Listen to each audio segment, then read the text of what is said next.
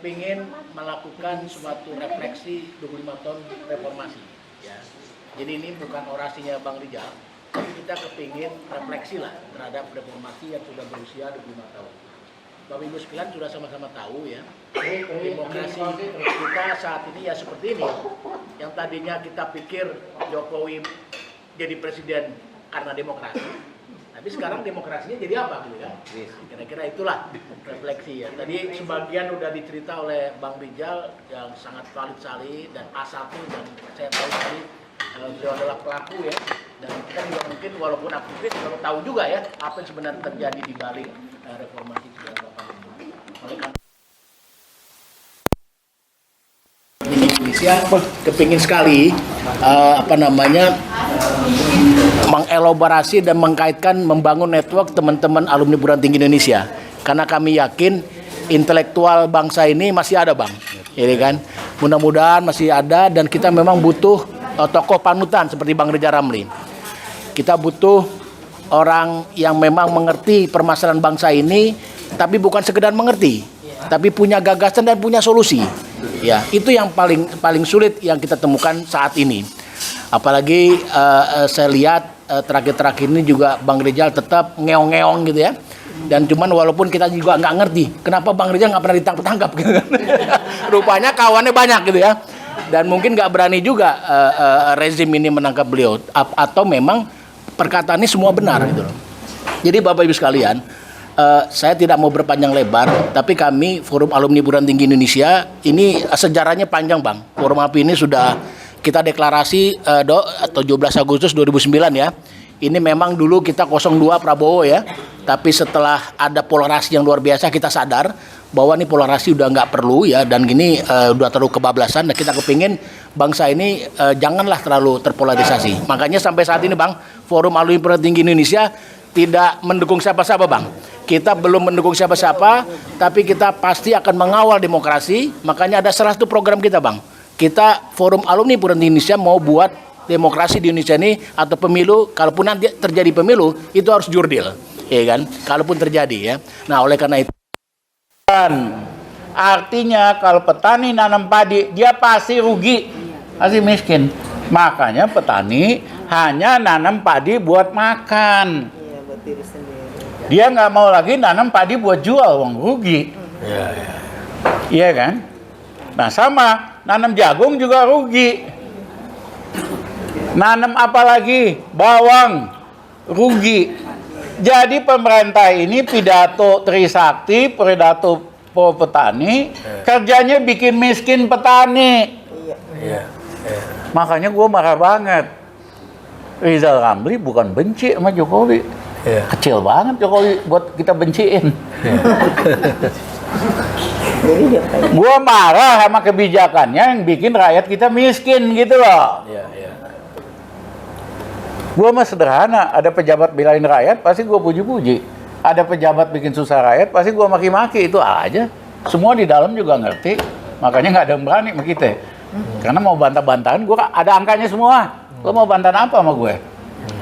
Ya, nah, jadi itu sederhana. Nanti kalau ada perubahan, kita harus bikin petani untung. Nggak bisa semua komoditi. Misalnya beras, jagung, bawang, apalagi gula, 5, cabai, kacangan, kedelai. Ya udah. Caranya gimana? Gampang kok. Kan bisa dianalisa ongkos produksinya berapa. Nanam jagung berapa. Kita bikin untungnya setiap tahun nambah 15%. Harga belinya. Jadi harga beli pemerintah dari Bulog. Setiap beli 15% untung. Pasti dia semangat. Karena kalau itu terjadi, anak-anak muda kita kagak mau lagi ngojek. Ngojek itu kerjaan semakin miskin. Kalau dia jadi petani, dia nanam 5-6 komoditi tadi, dia setiap tahun untung 15%. Dalam waktu 6 tahun, untungnya 2 kali kekayaannya. Dia milih anak-anak muda ini jadi petani, bukan jadi ngojek. Itu yang dilakukan di Jepang. Kenapa rakyat petani di Jepang kaya? Itu yang dilakukan di Taiwan. Thailand. Itu yang dilakukan di Thailand dan di Korea. Bukan dengan bikin proyek ini, proyek itu. Karena proyek ini kan ada duitnya. Bikin bendungan ada duitnya. Iya. Nah, kalau pemerintahnya canggih, misalnya rasio tadi gabah per pupuk bukan 1,75, kita naikin 2,1. Satu buat pupuk, untungnya 100%. Orang bisnis aja, pengusaha mau nanam padi. Mana ada bisnis 1 tahun untungnya 100%? Nggak ada. Kagak ada.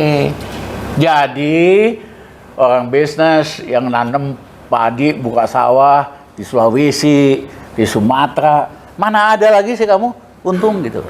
Ini kan nggak susah-susah amat, nggak perlu rocket science buat ngerti gini. Tapi rakyat kita dikibulin terus oleh sosial media, oleh media. Nah, tapi masa emas demokrasi itu kan cuma 4 tahun. Habis itu Mega, SBY bagus, tidak ada yang ditahan, boleh beda pendapat. Cuman mulai ada yang jelek, yaitu ketua umum bisa memecat anggota DPR. Ya, mula-mula sedikit. Zaman Jokowi makin banyak. Akibatnya anggota DPR takut semua.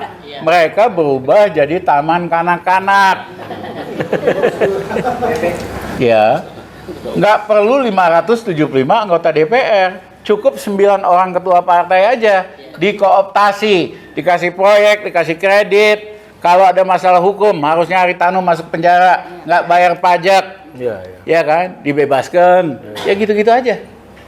Jadi cukup ngurusin 9 orang. 575 ini kagak ada manfaatnya, lu tidur aja.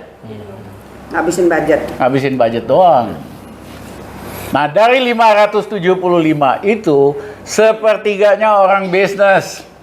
30%. Ya dia jadi anggota DPR, dia sibuk bisnis aja. Bisnis dari departemen, bisnis dengan menterinya. Lain kali nggak boleh, kalau lu mau jadi anggota DPR, lu mesti berhenti jadi orang bisnis. Jadi pejabat, mesti gitu. Di luar negeri kayak gitu. Tinggalkan. Ya, bukan nggak akan, gua tangkep loh. Iya, harus gitu. Karena nanti anggota partai politik, DPR, negara yang biayain. Supaya mereka loyal sama rakyat. Loyal sama negara, bukan loyal sama cukong. Biayanya hanya 30 triliun itu. Di Eropa begitu semua, di Inggris, di Australia, di New Zealand, semua dibiayai negara, sehingga lu loyal sama rakyat, loyal sama negara, bukan loyal sama cukong. Nah, dari 575 anggota DPR itu, sekitar sepertiga sama 40%, anaknya, mantunya, istrinya yang kedua, pacarnya, semua. 40% nepotisme. Terus lu ngarepin dia bakal mewakili kita? Kagak ada. Yang ada rakyat kalau ada masalah datang ke sini, digusur sama Ahok datang ke sini. Garuda periodenya mau ditutup, Garuda datangnya ke sini. Ya karena dia tahu kalau kita yang ngomong menterinya takut. Kagak jadi Garuda dibangkrutin kan gitu aja. Dia datang ke DPR kagak ada hasilnya. Nah nanti kita ubah. Setelah ini, anggota DPR tidak boleh dipecat oleh ketua umum partai.